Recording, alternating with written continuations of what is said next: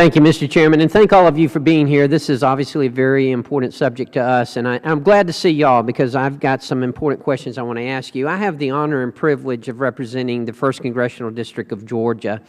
That includes the entire coast of Georgia. Georgia is unique in the sense that we have a lot of small airports, a lot of rural areas. We also, as you know, have Hartsfield-Jackson Airport, which is the busiest airport in the country, in the world.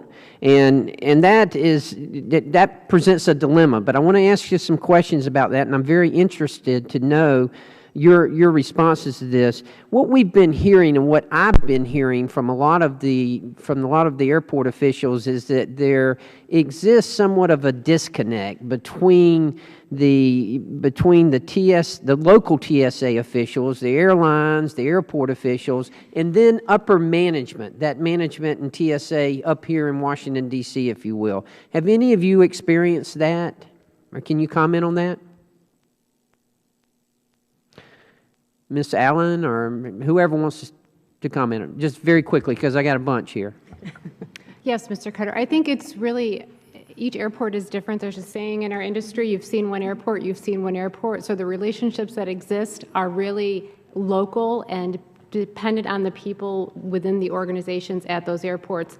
I imagine in Atlanta, it's much more difficult than it is in Syracuse, New York, where we have access to our FSDs and AFSDs and the airlines on a regular day-to-day basis. That's what I can offer. Okay. Anyone else? Representative Carter, Tucson previously had an FSD until 2 years ago.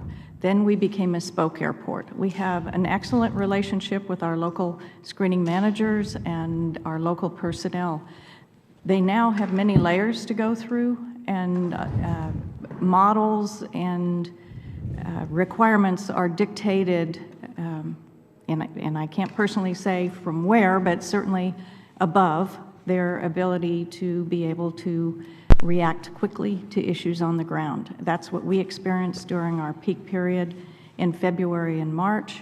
They were only allowed to open the pre-check lane after they had opened a second standard lane because of staffing. Then they could open a pre-check lane. When they opened the pre-check lane, the lines were cut in half, and they were not the full length of our terminal front. So having the ability to do that would be helpful. Great, great. Let me ask you, has anyone had any experience with private security?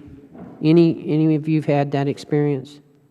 In a few airports that we serve have private security. I'm sorry, say again? Sorry. Oh, thank you.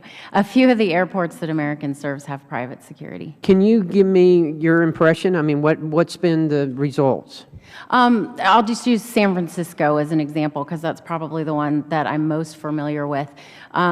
Because the privatized airports, the way the privatized model is today, follows the same procedures and staffing allocation models as other airports. Okay, I hope that my colleagues heard that. They have to follow the same rules and regulations. The training's the same. Everything's the same. So and TSA oversees it, correct? Overseas. Okay. That's my understanding. All right. I'm sorry. Continue. So we really see that as long as the operation is properly resourced, we're able to have both effective and efficient screening in either model.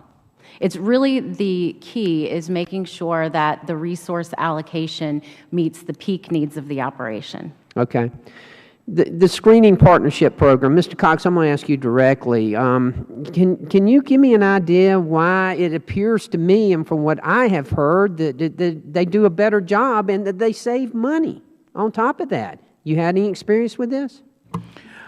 Sir, we believe that the TSOs that are employed by the Federal Government, number one, it's a professionalized workforce. They do a great job. They have been trained to do that. And I think their record speaks very clearly for themselves. Since 9/11, we have not had acts of terrorism in this country.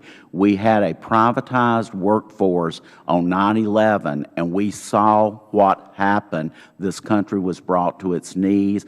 The government has been taking care of that, been doing that. Part of our real problem right now is a lack of staffing, not enough staff to do the work properly. But, and I understand and I appreciate what you're saying, but at the same time, I'm convinced that the private industry can do this just as well with oversight with TSA and save money and improve customer service and decrease the long lines that we are experiencing at our airports. And I don't, and they go through the same training. All of the TSA still has the oversight, the responsibility. I think it's unfair to compare what happened on 9/11 between privatization and being run by the public. I mean, that took us all. We were all asleep at the wheel then. You have to admit that. I agree. I was watching Fox News last Sunday, and one of the commentators was at the San Francisco airport, was complaining about the long lines, the rudeness of the officers, and the various incidents that was going on, and said, this is a classic example of why it needs to be privatized. And I busted out laughing because it is a privatized airport, and all the problems that she was referring to was at a privatized airport. She wasn't in Atlanta or Miami, one of those that was not privatized. She was in San Francisco complaining, saying it was a classic example of why it should be privatized. Well, you know, what I'd like to see is some comparisons. I mean, this is something that is very important, and if we can improve it, because you mentioned the disconnect, or I brought up the disconnect, and you commented on the disconnect between Washington and the local officials.